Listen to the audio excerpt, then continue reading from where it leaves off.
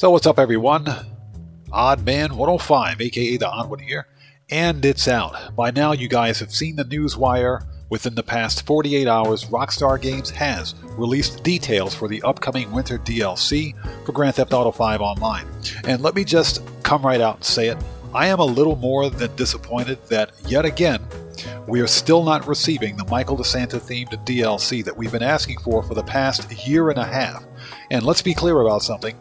This upcoming winter's DLC may be the final DLC for Grand Theft Auto V Online prior to the release of GTA 6. So I was hoping that we would at least get one of the most beloved characters from story mode released into GTA 6.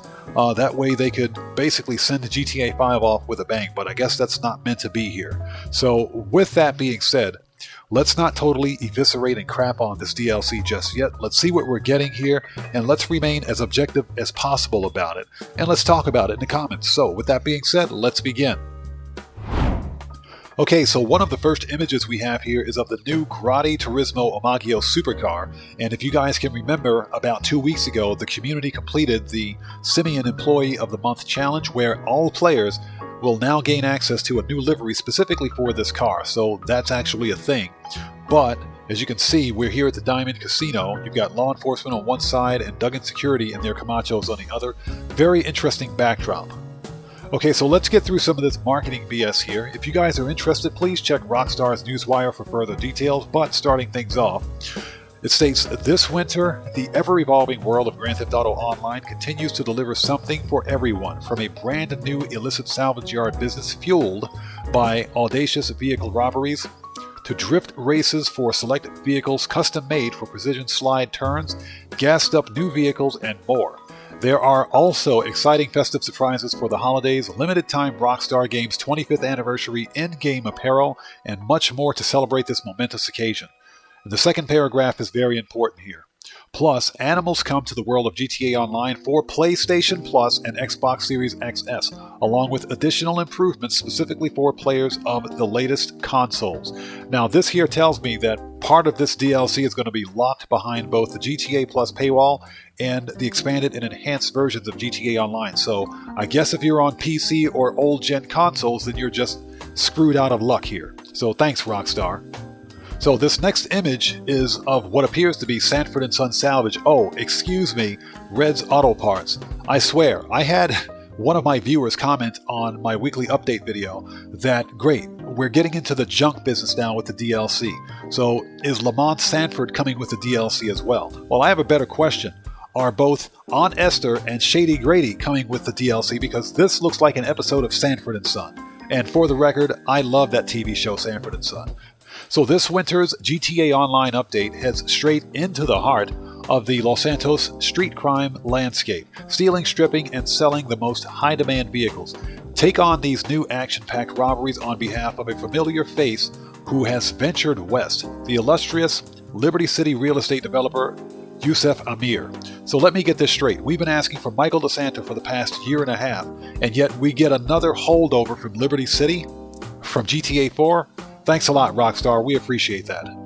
Okay, so it also states that Yusef still lusts after the finer things in life. Chief among them, adding to his collection of luxury import vehicles by any means necessary. With the help of his cousin Jamal, you'll be charged with planning and executing intricate high-stakes robberies under the cover of Red's Auto Parts. Excuse me, Sanford & Son Salvage. A new purchasable salvage yard where you'll call the shots. Sell the best of the best to Yusef or salvage your boosted vehicles for parts. The choice and the cash is yours.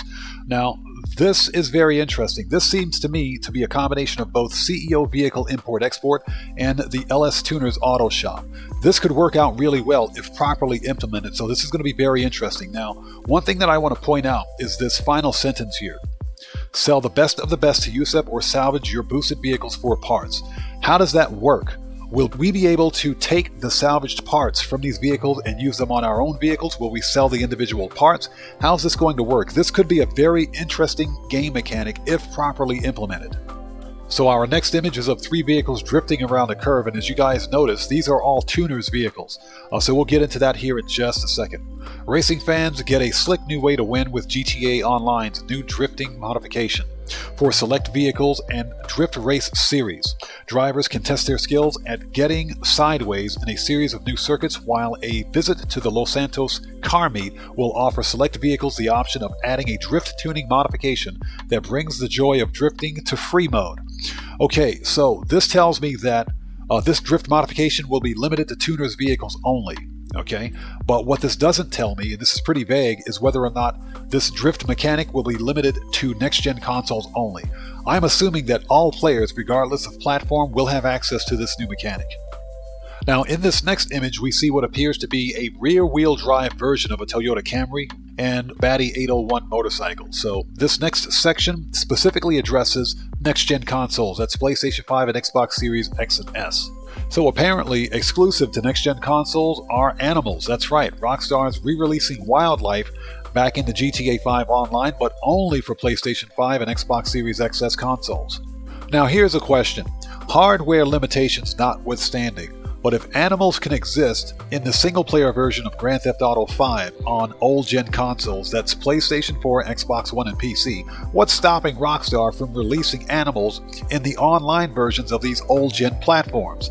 I think that's a fair question to ask. So more exclusive next-gen content includes the new Vinewood Club 100 Vehicle Garage, but it's only available to GTA Plus members. So Rockstar's finally done it. They found a way to monetize parking space in Grand Theft Auto Online. Good job, Rockstar.